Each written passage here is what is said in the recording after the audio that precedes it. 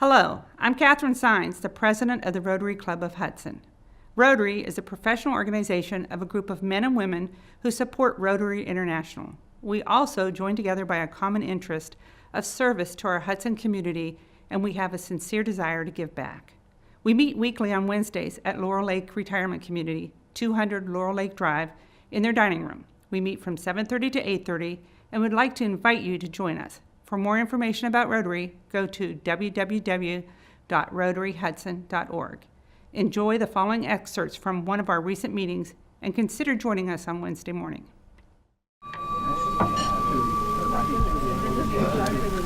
Good morning, Rotarians and guests. Welcome to our special Valentine's Day meeting of the Rotary Club of Hudson. The invocation today. Does anybody know who's handling the invocation today?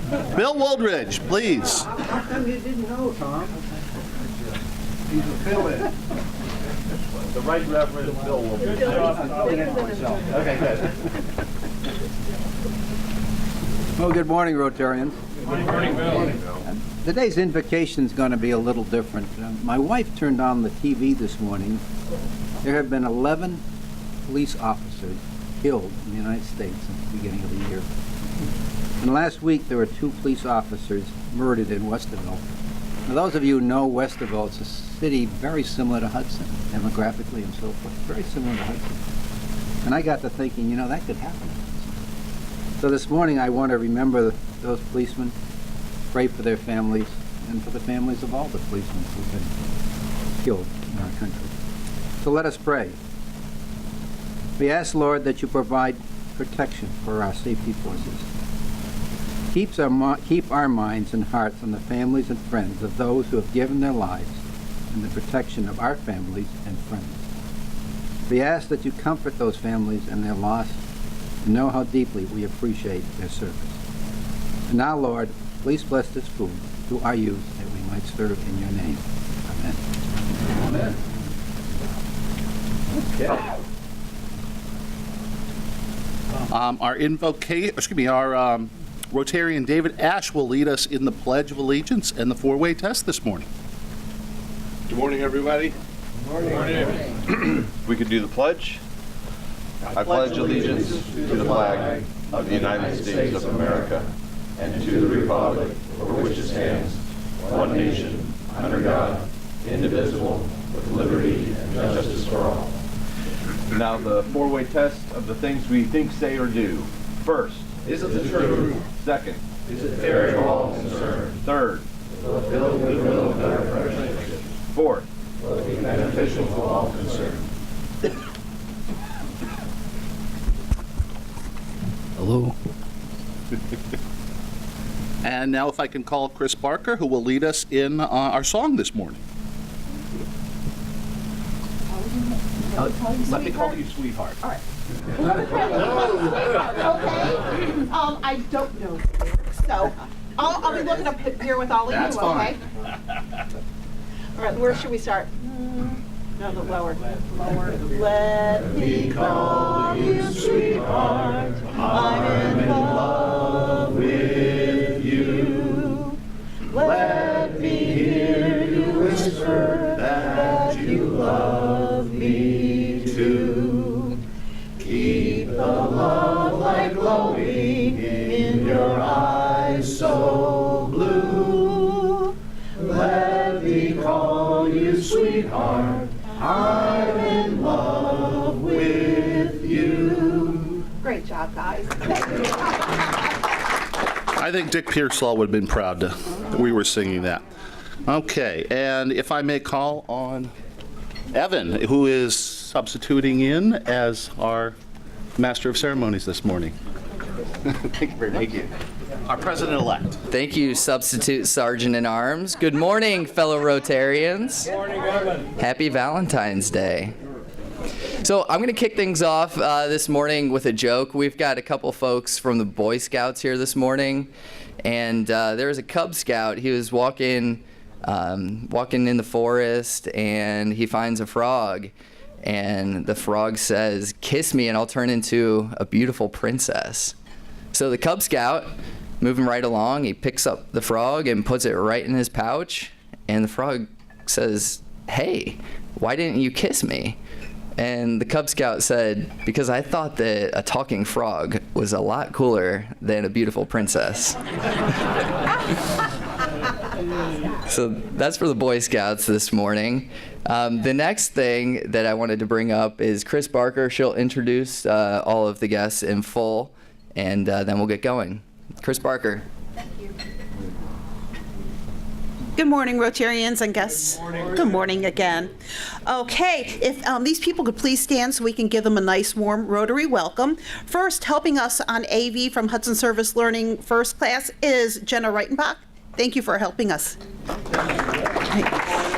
And then my returning guest, David Schweighofer. And he actually has a guest that's kind of my guest as well, Mike McIntyre from McIntyre Insurance, joining us for the first time. And we have Lucas from Rotary Youth Exchange. Good morning, Lucas. Thank you for joining us. And then we have Pat Scherer. He's newer to Hudson, transferring from the Wisconsin Rotary. I think he's in the back. And he's also executive director of the Boy Scouts. Thank you. And also from the Boy Scouts, joining us again is Wayne Nyman, probably back there as well. Thank you for joining us again. And then Evan has a few guests. First, he has John Evans. I believe this is his second time with us. Adams. Oh, I'm sorry. I wrote it down wrong. I'm sorry, John Adams. And then we have Lee McCauley joining us. There we go. Thank you very much. Former president of our club, right? Correct. Thank you, Chris. So is there anybody that has an announcement that hasn't had the opportunity to approach me this morning? Anything for the good of the group? All right. Well, there's a couple announcements right up here. We've got Food Production and Distribution Month this month. Jeff Heinen will be here on the 28th, and Chef Rick Carson with Nosh Eatery will be here on the 21st. So we're looking forward to that. We've got a big lineup of district events coming up, including a grant management seminar on the 24th. That's a good opportunity to learn about how we can really leverage matching grants at the district level and international level. The four-way speech test is coming up. Talk with Jim Ahern about that. I hope that you all will come out and see the full event at Aurora High School. It's a great time. I'll tell you what, the guy last year that won it, I was judging, and he was the first speaker that I listened to. It was amazing, and I thought to myself, you know, how can anybody get better than this? I probably would have hired that individual that won the contest, and he's a junior in high school. So keep an eye on the district website. I encourage you all to participate in district events. There's a whole other network of Rotarians out there, so it's something good to keep an eye on. The gala coming up, Gail is full in force planning for that. There's a committee meeting coming up on Friday, and we're looking forward to good participation. The website's up there and live, so you can go on and register for tickets. Correct, Gail? That's perfect. So share the event with your friends, get on there, register, and way more information to come on that shortly. So you guys want to hear another joke? Yeah. All right. So there's a prince, and he's got this long-time family curse, and the family curse is once he turns 18, he can only speak one word every year. In the second year, if he doesn't speak the first year, he can speak 2 words and so forth. So he meets a beautiful woman, and that first year, is really important. He needs to make sure that it's right. He's got 1 word to say. What's he going to say? So he decides, the things are going really well. We'll wait to the second year because I really want to just say, my darling. So at the end of the second year, he decides, that's not quite enough. I got to make this right the first time. So I'm going to wait until I can tell her that I love her. So 3 more years go down the road, and then he figures, you know what? If I'm that far, I might as well ask her to marry me as well. So 9 years later, he says to her, he takes her to a really special place, and he says, "My darling, I love you. Will you marry me?" Her response, "Pardon?"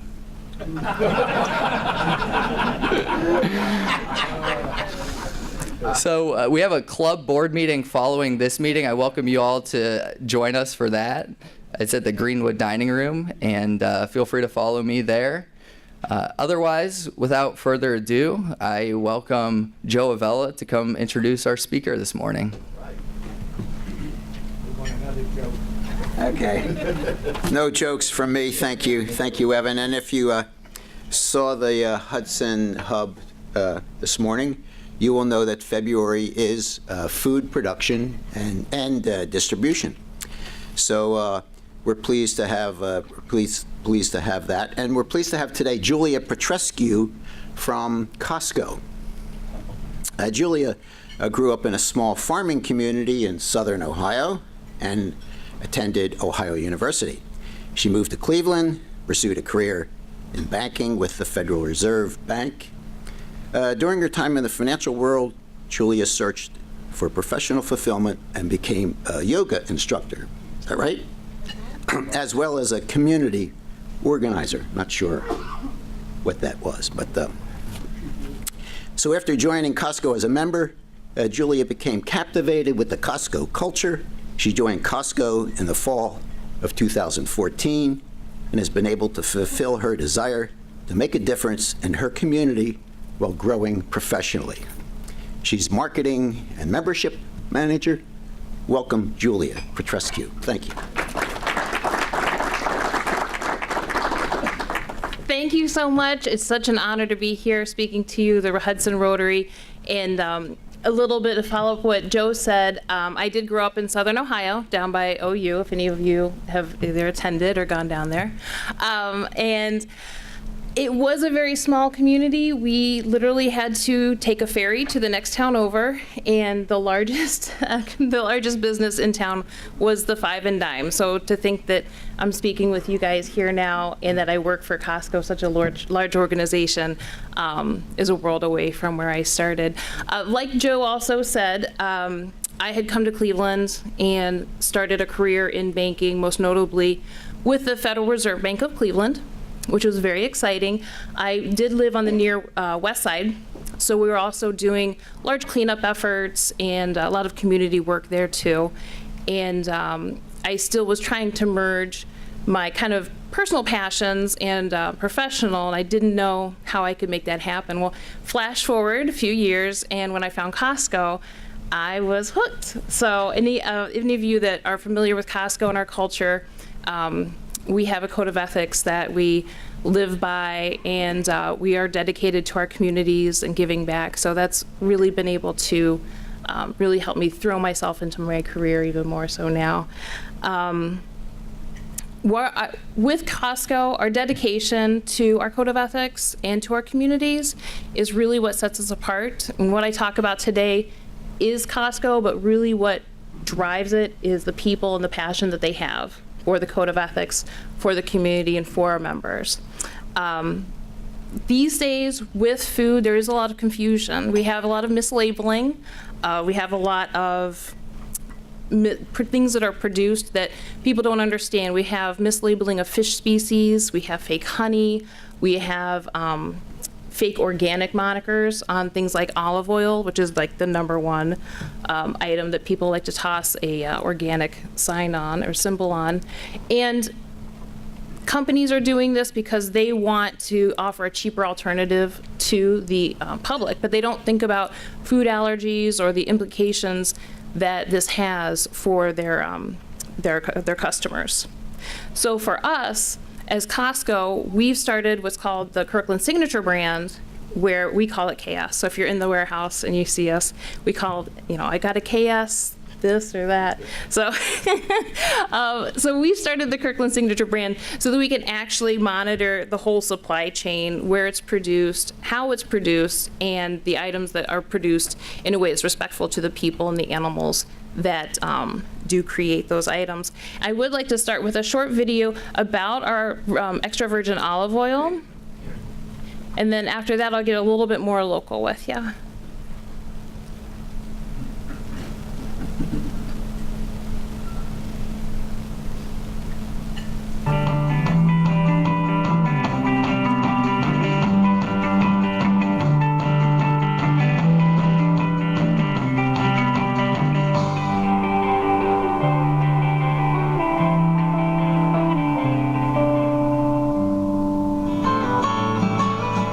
Prima che ci fosse l'IGP sicuramente era facile dichiarare o far passare per toscano un prodotto che non lo era. Era una cosa impensabile che anche una catena di supermercati potesse avere un prodotto DOP o un prodotto IGP. 12 anni fa, anche 15 anni fa, il lavoro c'era, però era un imbottigliamento dell'olio un pochino più a livelli più piccoli. L'inizio difficile, parecchio difficile, ricordo il problema di essere sugli scaffali vostri per Natale, cioè tempi sembrava impossibile. 12 anni fa, quando c'è arrivato l'ordine degli 8 container, io ho telefonato al consorzio dell'olio toscano e mi hanno detto che forse ero matto, non lo so, dice, ma forse ti sei sbagliato, dice, erano 8 pallet, dice no, 8 container.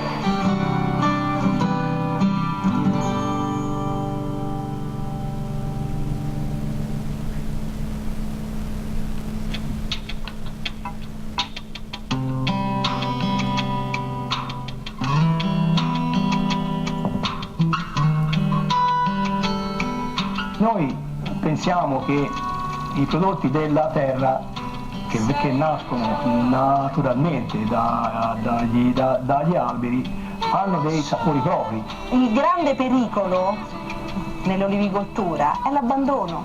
Ora andiamo verso un rischio abbastanza concreto dell'abbandono delle terre, perché sono terre bellissime ma difficili da coltivare. Tutti vengono in Toscana a vedere il paesaggio, a vedere le colline, ma se non si riesce a dare reddito, a dare una speranza commerciale a chi coltiva gli oliveti, tutto questo poi viene abbandonato. Il consumatore del mondo deve sapere quello che c'è dietro la bottiglia. Perché l'olio extravergine di oliva, il toscano soprattutto, è genuinità, è bontà, è aroma.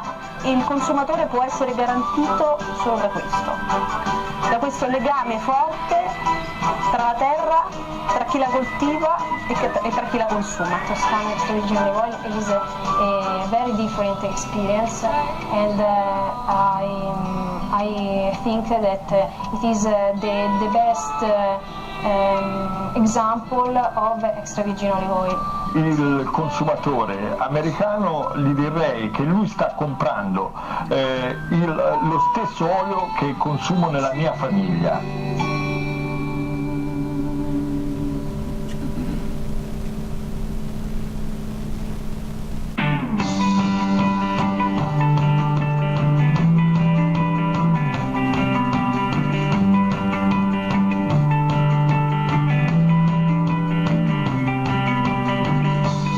Christmas time is a very big importance part of the year. La nostra sfida era avere la certificazione e consegnare come volevano i nostri clienti entro Natale. Diciamo che per noi si concentra in 2 mesi il risultato di esercizio di un anno. All the suppliers during this period of the year are quite nervous because we are pressing them, we are bombing them in order to have all the goods, all the packaging material ready by a few days. Sapevamo che quella era la strada giusta per dare una valorizzazione al prodotto dei nostri associati. Noi ogni anno per soddisfare le vostre richieste dobbiamo fare salti mortali. Arriva prima negli scaffali della grande distribuzione all'estero che negli scaffali della grande distribuzione in Italia.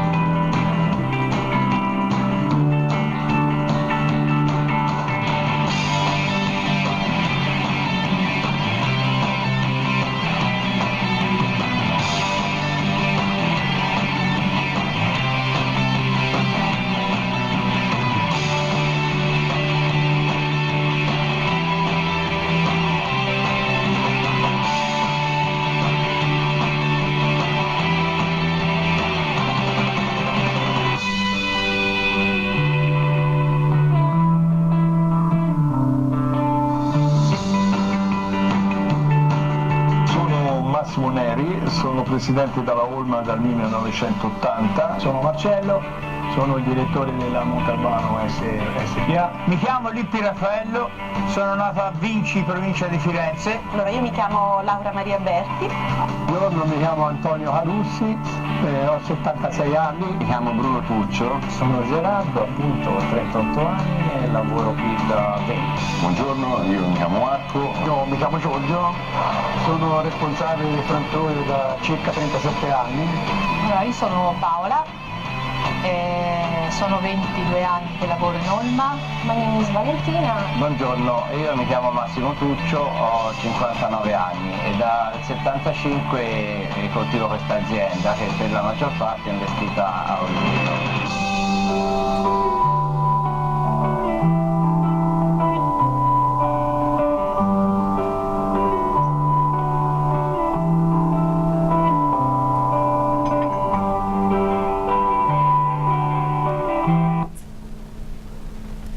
Well, now that you've all had your Italian lesson, there will be a quiz at the end. You're going to stay late. Just kidding. One of the exciting parts of my job is we get to take a look at that, something that where we've worked in Tuscany, and we're able to link it here in Hudson, Ohio. I was so excited whenever Joe called me because recently one of the small projects I've worked on, is small for me, it's an easy task for me, but it meant a lot to a local business, is we have a business that uses our olive oil, our honey, and several other organic products, and because of the traceability system, I'm easily able to get his organic certifications, and then he is able to then provide that to the U.S. organic certification, and then provide his items as U.S. organic certified here in Hudson, Ohio. That's going to help his bottom line, and that's the exciting part for me, because part of my job is I do donations, so anytime you guys have a donation request, it always comes to my desk. Hello. And that's very gratifying. I love it. But whenever I can help a local business, when I can help somebody else manage their bottom line, that's really exciting for me, helping U.S. businesses, and that gets me excited. A lot of people, you may not realize, I don't know how many Costco members we have in the house. Oh, yay, thank you. A lot of you already have our KS products in your house, but even if you're not a member, you probably have our KS products in your house because of our local vendors. Everything from pre-made foods to coffee shops that do utilize everything from our fresh meat, rotisserie chicken, bakery. Our bakery is the biggest one. So we're really proud because anytime that there's a need, such as the traceability or organic certification, we can handle that here in Hudson or as far away as Taipei, Taiwan. So being worldwide, we can be a little bit more nimble and forward thinking and help our local businesses whenever there is a need. And the exciting thing about that too is locally here in the warehouse, I know Joe said this morning he saw me kind of rushing around in the warehouse over the last week, kind of running here and there. Part of what we do as managers at your local Costco's is we maintain the food safety and quality every day. And what that means is in any warehouse, specifically in Boston Heights, we have over 20 food safe certified managers there. And if you're in the food service industry at all, you may be aware that at a restaurant or excuse me, other food service location, you may only have one or two, depending on the company. So to have over 20 people that are food safe certified and are managing the process from before we open till after we close helps us make sure that you never have to think twice about the food that you're taking home. So some of the things that we do during the day is I'm checking everything from temperatures in the pan washers. I'm getting on my hands and knees. I'm looking in the I'm looking in the drains, making sure that we're clean. We're also taking temperatures through our chickens, our hot dogs. We test our sanitizer levels, just a little bit of everything. And throughout the day, like I said, before we open, while we're open, and then even after we open, we're walking the floors and making sure that everything is safe and that you never have to think twice. Because whenever Costco helps our members win, we win, And that dedication can be seen when you go right back to the source, to the people that actually are making sure that you have these high quality products at the lowest possible prices. Well, thank you so much, guys. Do you have any questions about Costco or food service? Oh, Go ahead. that's okay. Yeah, So, is this on? All right. So I'm just kind of curious, as I drive by there and I see that parking lot always full, and I certainly monitor our financials as we go and visit. What's the average spend? Visit at Costco? Right now, our average cart is I think $152 and change.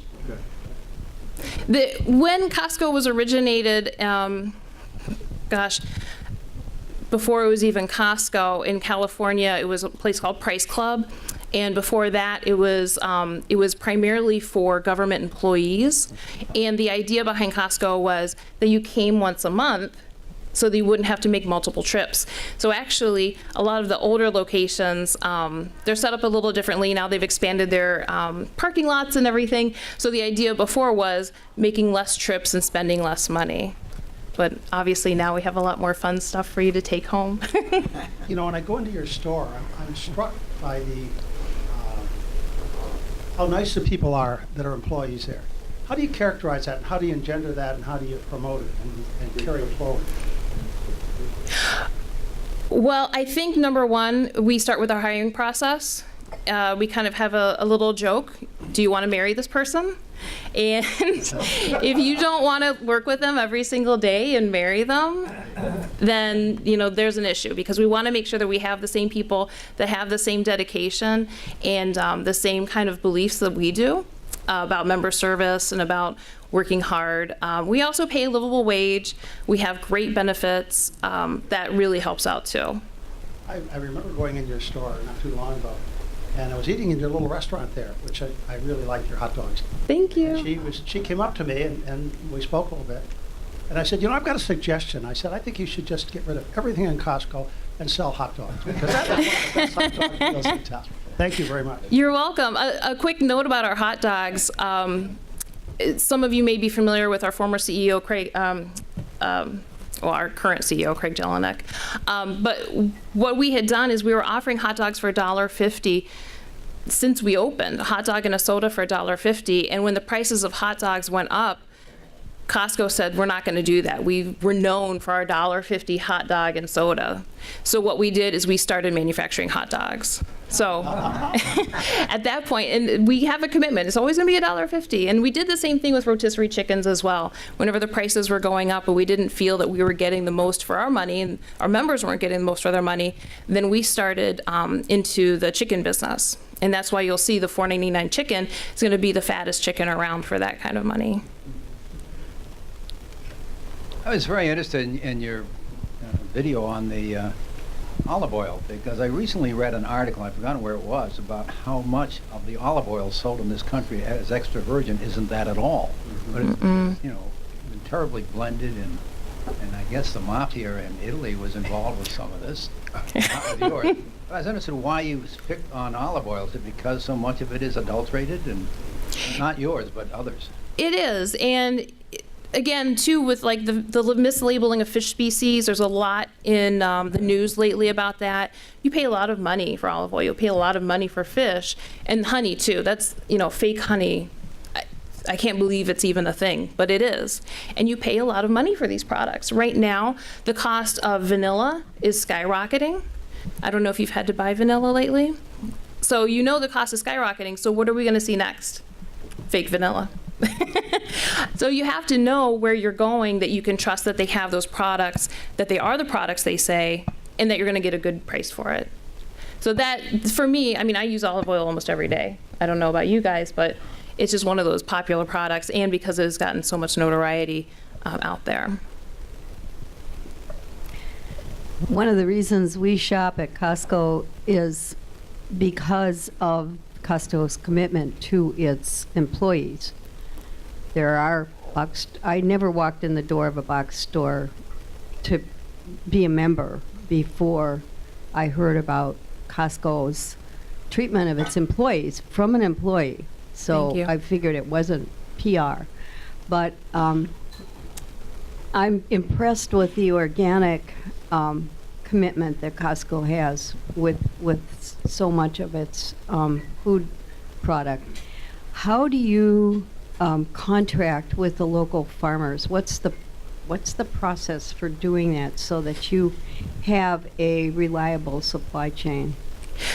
Well, actually, I could probably show that second video with our organic eggs. It's only a couple minutes long, but it does go through the process of how we worked.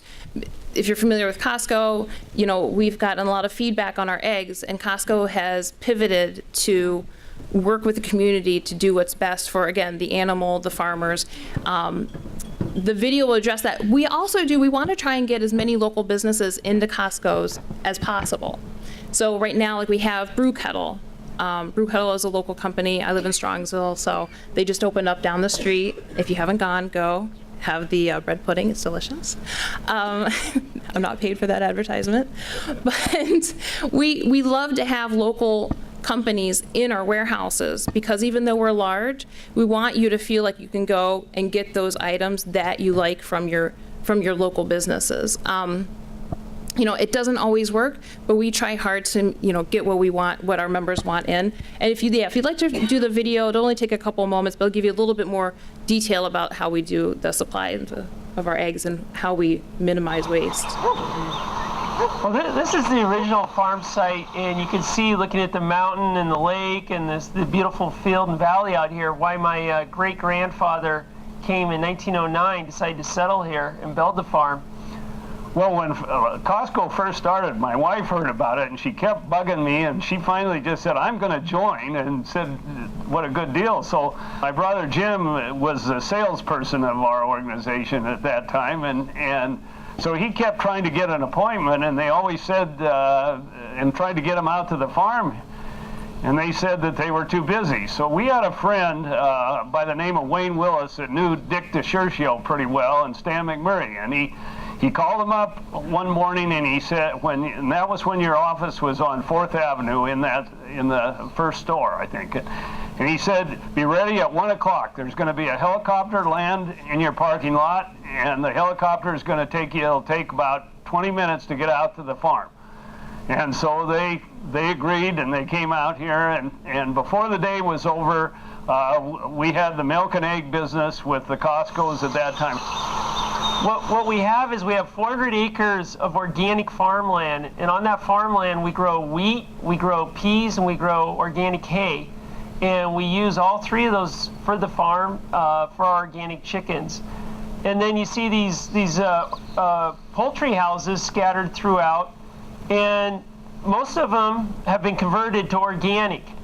The smaller 1, 2, 3, 4, 5 you see here all have been converted in the last 5 years to organic poultry. Our transition to organic egg farming started in 2006 and 2007, and from the very start we worked with Costco as a key partner for us to do that. It was so new at the time, we really didn't know the costs of production. There were so many open questions, and what made it possible and successful is Costco took a long-term approach with us, and we just studied, and as long as we were transparent with Costco on our costs and our techniques, they worked with us. And one of the biggest things was in trying to lower the costs and provide more value was finding a way to find a home for all the byproducts. So from the manure, the medium eggs, the eggs that don't make it into the large and extra large shells. And Costco is great with us, helping us find homes for those eggs, which then lowers the cost for the large eggs. The medium eggs we found a great solution for. We put them into a 2-pack, hard-boiled, convenient pack, and sales have been phenomenal. Yes, we're using them for food, but during the time of their life, we need to treat them with as much respect as possible. And I think the cage-free and giving them outside access, to me, that's exactly what that level of respect should be. You can just see it in the birds' nature. They're not, when they're in a cage, you feel like it's more like they're treated more like a machine versus an animal. The demand for organic products is outpacing the supply, and I think it'll catch up. But we really work hard to make sure we have the very best feed ingredients and that go into the feed for our chickens. By having a mill with as much storage as we've built in, we can partnership with local farmers like Gilbert, where we can bring in a big chunk of his feed during harvest time, that it gives us a real competitive advantage. We are currently seeing a big change in demand towards cage-free and organic eggs. With that increase in demand, Costco stepped forward and said that they can partner with us, and that can help accelerate our growth in producing more organic and cage-free production. And to tack on also what you said about our employees, thank you so much. That's part of what I find most professionally rewarding, is being able to hire in people, knowing that even part-time we're going to have benefits for them, and it's just a wonderful experience being able to offer them what we have to offer. And then as you can see here, we partner, that was out west, with for a little while ago, with landing a helicopter in a field downtown somewhere. So that was a little while ago, but we are continuing to partner with new farms, new farmers, and look forward to how he had described as well, to eliminate waste and manage the waste stream so that we can use all of the product and to hopefully lower the cost on the product that we do currently use as well. Julie, you said you sell to local businesses, right? Yes. And restaurants. Do they shop the same way we do? Do they buy the same packaging, or do they go in the back door and get bigger? No, they're just like you and me. Yeah, we do have a service that's called Fax and Pull, where they can send in their order, we'll have it ready for them, and then they just come pick it up. But other than that, oftentimes they will purchase meat by the case or by the pallet versus by the pound. So that's probably the only difference. But otherwise, it's all the same. They come in the same. We don't have any special hours for businesses. It's we're open to every member the same. I had somebody mention something to me recently about the fact that Costco's employees, what do you call them? They're not called employees, probably. What do you call them? Oh, yeah, they're employees. Okay. Well, we call them family members. Well, like in the if you look at your card and you're an employee, we call you Costco family. Okay, Costco family.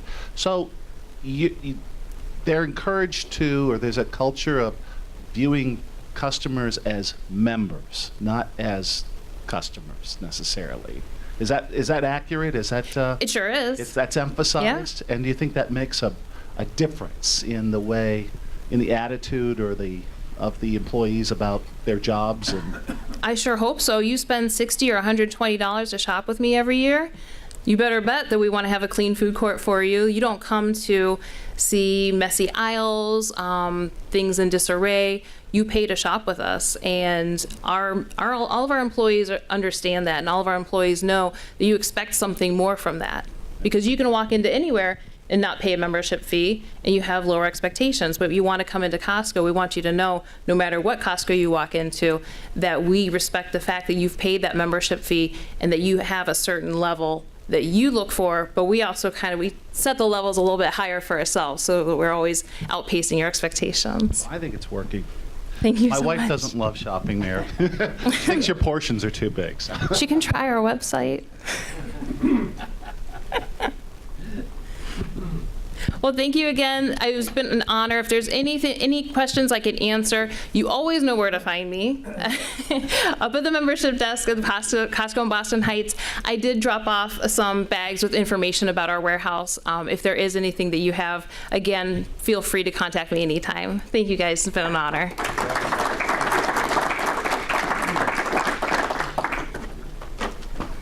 Thank you very much, Julia.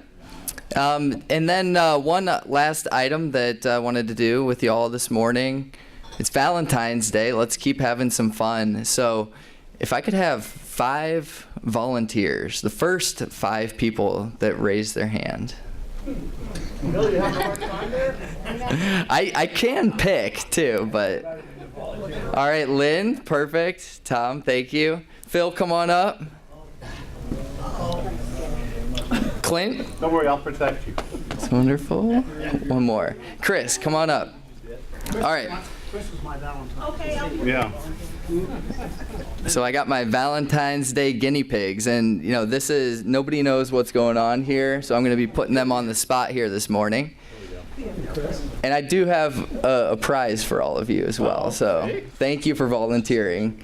So the game this morning, what we're going to do, we're going to have each of these wonderful individuals come up here, share who their Valentine is, and something special. This is recorded, so you know, you could get some extra brownie points right now. So Clint, we'll start with you. Well, this is easy. I mean, being married, your Valentine is obviously your wife. So woke up this morning and gave her card, and she's been doing phenomenal with her commitment to fitness, and she wanted chocolate for Valentine's Day. So instead of getting her a big box of chocolate that would kind of negate all the hard work that she's done, I just brought her some chocolate protein. And so that was my Valentine's for my wife, my Valentine. Thank you. So I'm going to be a little thoughtful here because we don't get Hudson cable TV at home. And my mother watches every one of these meetings. So I could say my wife, Gail, who is the love of my life, but I think I'm going to say my mother, Joan, is my Valentine. You're back in the wheels. My Valentine is my high school sweetheart, my husband Bob, and we did our Valentine's celebration yesterday since today's Ash Wednesday and we're doing fasting and no meat. So we had our Fat Tuesday Punchki Eastern European Valentine celebration. Great, thank you. Thank you. Well, he isn't here today, so I can mention it, but my Valentine is Andy Morris, but he's not here to defend himself. But seriously, as Tom said, my wife of now 58 years is my Valentine, and I painted a Valentine card for her last night. Gave it to her this morning. Thank you. Last minute kind of guy, huh? Yeah. Okay, well, my Valentine is definitely my husband. We've been married 29 years, and I would say something that's special about him is he always keeps me laughing. You know, when you're with someone over half your life, you know, hopefully they're able to keep you laughing. You know, that's kind of what life is about. Now, as far as what we're doing to celebrate, I'm not sure. Again, being married 29 years, we went out to eat Monday night. I'm like, you know what? If we want to make this our Valentine's meal, I'm okay with that. I don't want to fight the crowd, but we'll end up doing something this weekend just to celebrate. You know, sometimes time alone and not at work is the best thing. Thank you, everyone. One moment. I'm going to give you your prizes. That's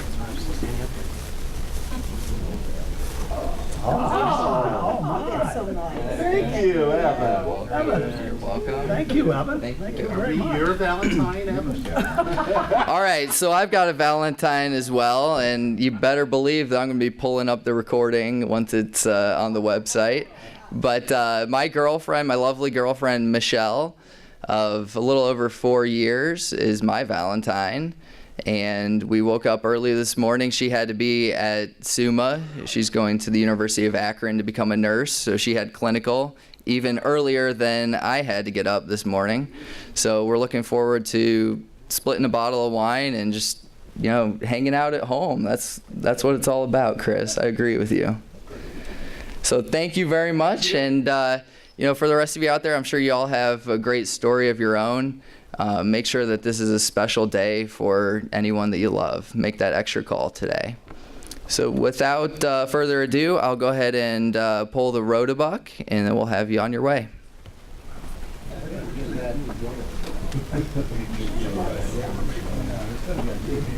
All right, the jackpot is $170 this morning, and the payout today is $12. So Julia, if you could pick a number for us.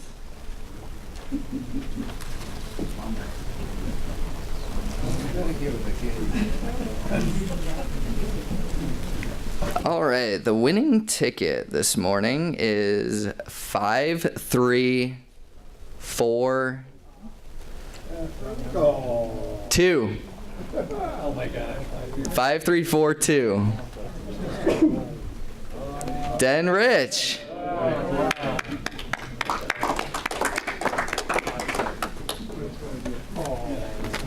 There you go. I will say I'm terribly surprised because I actually bought the first ticket with the thought that, oh, doggone, it's at the bottom of the basket. It'll never get picked.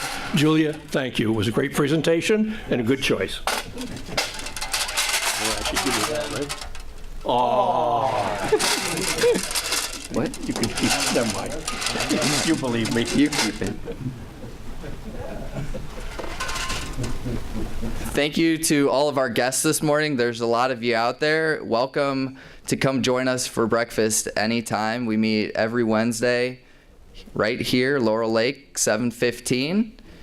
And again, board meeting following this meeting. I look forward to seeing a couple extra faces there if you don't have anything else going on. Thank you very much. Have a wonderful Valentine's Day.